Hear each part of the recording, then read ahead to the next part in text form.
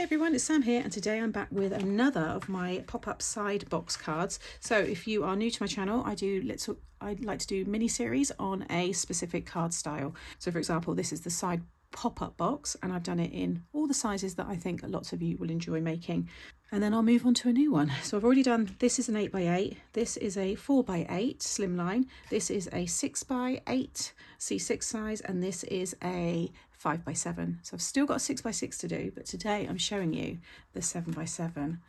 Look at this fun bowling card. How cool is that? I've had so much fun making this one. I think it looks really effective. I do say in the video, this gives me a chandelier look as well. You could have a swinging lady. Some of you will know what I mean by that because there's a wonderful stamp set with a swinging lady, but I think it's really fun. And I just want to show you as many different ways and different themes, you know, occasions, so that you can see just how versatile this shape is. So this gives you a 5-inch wide window.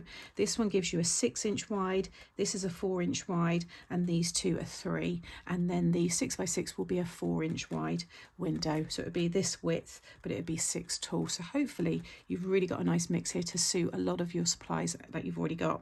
So it's very easy to make, and let's get started. Products I'm using is the Good Game stamp and die set, and then I've got the rectangular nested dies. That's just to cut the aperture. So you can cut around something, you can make it any size you want, you can use your trimmer to cut your aperture. You don't need dies for that. So if you take that away, you don't need dies to make this card at all. Then for my sentiments, I've taken because I'm going to have It's Time to Bowl down the side. So I've used the It's Time to stamp there. I'm going to have Happy Birthday on the main front of the aperture. So that's from my Bold Sentiment set. And then for the bowl, I've used my Chunky Alphabet. So if you've been following this series, you'll probably know exactly what to do. You'll just want these new measurements for this size. But for anybody new, this is your main piece for the pop-up box. So this is 10x7. Along the 10-inch side, you want to score at 1/2 inch, 2.5, 7.5, and 9.5. This is a 300 GSM smooth. And then I have cut my aperture to 4x6. Okay, so you want something close to that. If you're worried that your cardstock's a bit flimsy, you can back these with acetate. Still looks really nice. However, if you had a frame, like I'm going to do here, I'm going to use construction glue behind this, and once I stick that back over the top, it will reinforce it again and make it nice and strong. So I've already gone ahead and cut mine. I then cut this piece here, which is 4.5 by 6 3/4, and I cut the same aperture into that piece again, and then I just rounded the edges with my corner punch. Again, that's optional, but I can stick that now back over the top like so. You then also want to cut yourself a piece of 7x7. That's your main card piece, and this is what we're going to stick it all onto. You'll then want these bars, which will allow you to have things hanging, or if you want to have them at the bottom as well, you can stick all sorts to them. So these are 6 by 1/2 inch, and you want to score at 1/2 inch and 5.5 along the long side. The amount of them is up to you. If you have, because it's 1/2 inch tab, you can have 3 at the top, 3 at the bottom. I'm going to have 3 just at the top, I think, and 1 at the bottom possibly. I'm not sure yet, but I've cut myself plenty. But that's what you need. You might want to do these in acetate. You can shape these so they look like, you know, that one there's a bit shaped. Probably this one's a better one. So it looks like waves. This one here, I actually cut them so there's grass on the bottom and then clouds. So they've just got a curve into them. So there's all different ways that you can, you know, shape these pieces. First of all, I'm going to stick this frame on. Like I said, I'm going to use the construction glue. This is the Collall construction glue in this bottle, but there's a Beacon 3-in-1, which is really good. It's a solvent-based glue, which once dry is very, very hard. And there's no water in it, so it doesn't warp your card, making it really good for paper crafts. I've been using it for many years now. But there's other companies that have solvent-based glues as well. So now I'm just going to carefully just drop that down, like so. Then you want to fold and burnish all of these. Make sure your glue's all dry there, just be careful, like so. Okay, and then we're going to flip it over. You're going to work in this right hand 2-inch section here. So you've got your tab, and then you've got your main aperture section. You want to work in there, and that's where you want to take these ones. So I want 3 at the top, so they're 1/2 inch. They just kind of hide behind there, but they don't need to be hidden. It doesn't matter at all. These could be acetate as well if you do want them to be a bit more invisible. So you want to fold both of your bars, tabs at the side there, like so. And then turn it over. I'm going to add the glue just to this tab here, like so. And you're going to butt the edge here up to the fold I want to put mine right in the corner. Now your aperture might be smaller, so you'll have a bigger bit here, so you could bring yours down a bit. But I'm going to keep mine nice and flush with the top, so just make sure they run nice and parallel there, and just make sure that tab can stay folded up like so. Give that a minute to dry. Okay, and then fold it back this way. Then you're going to take another one, fold them both again, like so, and then add some glue, and then this time you're going to butt that edge up to the piece you just stuck down. Again, making sure it's nice and parallel and straight there, and then fold that one back, and then that one again is just going to go next to it. Okay, again, just stick that down and then fold it back. Once they're dry, what you'll find you have is 4 1/2-inch sections there. Okay, now I'm going to actually have the first pin stuck to the front here, then I'm going to have, I think, 2 and then 4 and then the remaining 5, so you get that staggered effect, and they're all going to be hanging from acetate, so they should all wobble about. Now I was thinking about having the ball on the bottom, but what I'm thinking is actually having the ball on the frame here on a wobbler, because I think that would add another nice effect. So if you want to add more to the bottom, you just repeat that, but just work along the bottom, or maybe in the middle. Like I said, you might want yours to be acetate, so you can create things that float in the middle. There's so many different variations of this. Fold them all back this way, and you should have each of your tabs just sitting over the top of each other.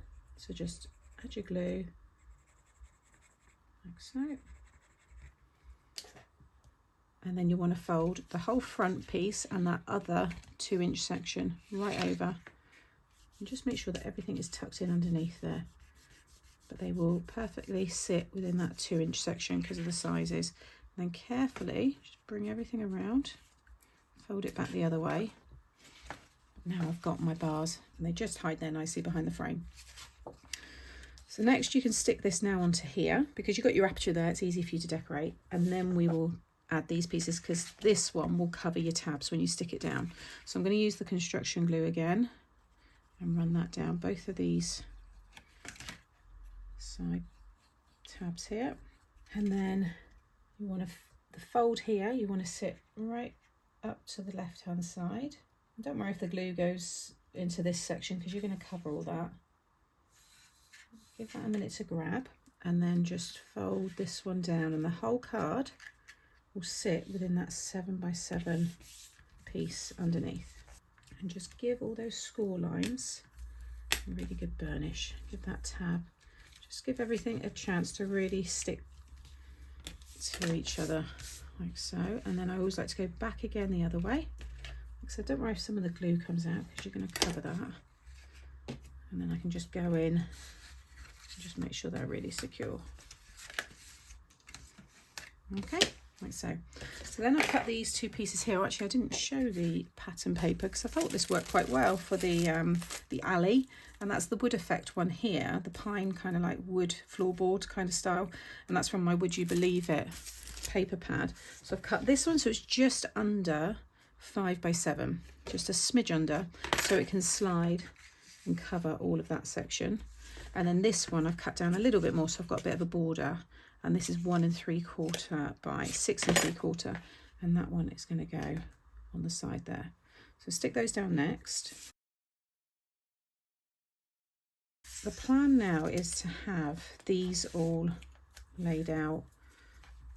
Now I looked at a few images online to see how you kind of set up the pins, because I haven't been bowling for quite a while, but you see actually they do, if you cut 10 of these, they fit perfectly into like each other. They kind of all lock in, and then those ones like so. So in my head I've got kind of like 4 rows. This first one, so 1 2 3 4. So I need to have these ones first, tiny strips, so like 1/4-inch strips of acetate, which I'm going to cut to the same length once I've decided. I mean, they don't need to be that long because they're going to be more towards the top. Let's just sit them in here. So they're all set back for the minute. Now I could have them all a little bit more closer, kind of slightly overlapping, because they're all going to be obviously on these, but something like that. And then the actual ball, which I dropped on the floor, I was wondering where it was. Because if you imagine this one is going to be hanging down right here, right underneath the frame.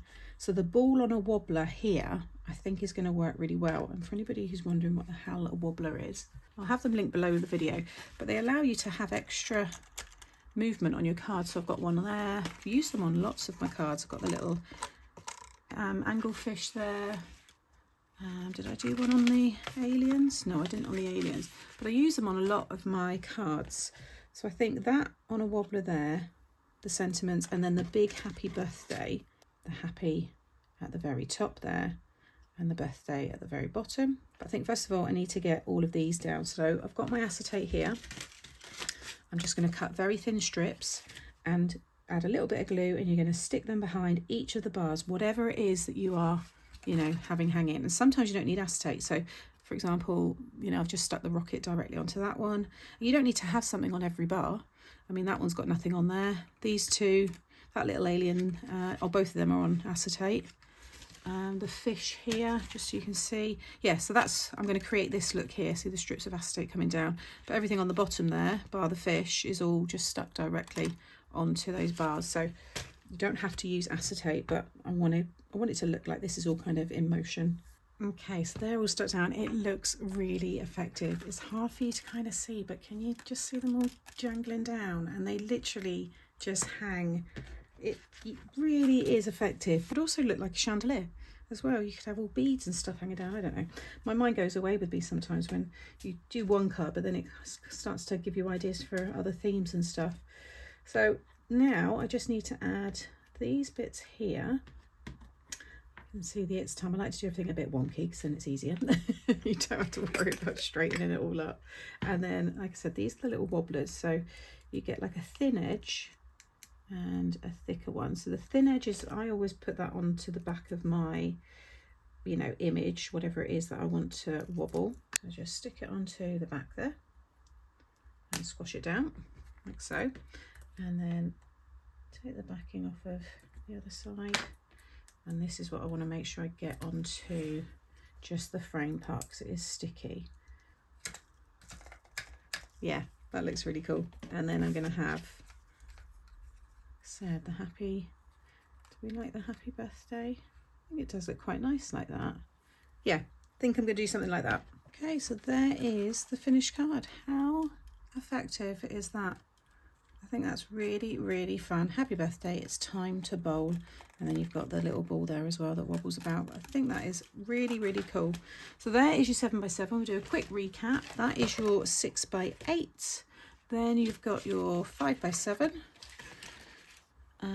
your 8x8, and the DL. So all that's left now is the 6x6. And then that is this mini series on the pop-up side box card. Done. How cool do these all look? So hopefully, if you're new to this series, like I said, there is something here to suit the size card that you like to make. And as you can see, they work with many different themes as well, and hopefully work for many occasions. So I hope you've enjoyed this tutorial showing you the 7x7 today. I'll have all of the products that I've used, as always, in the description box below. Make sure you drop me a comment because I do enjoy reading them. Make sure you subscribe so you don't miss out on future videos. And please give the video a thumbs up as well because it really does help out the channel. Take care, and I'll see you in the next one.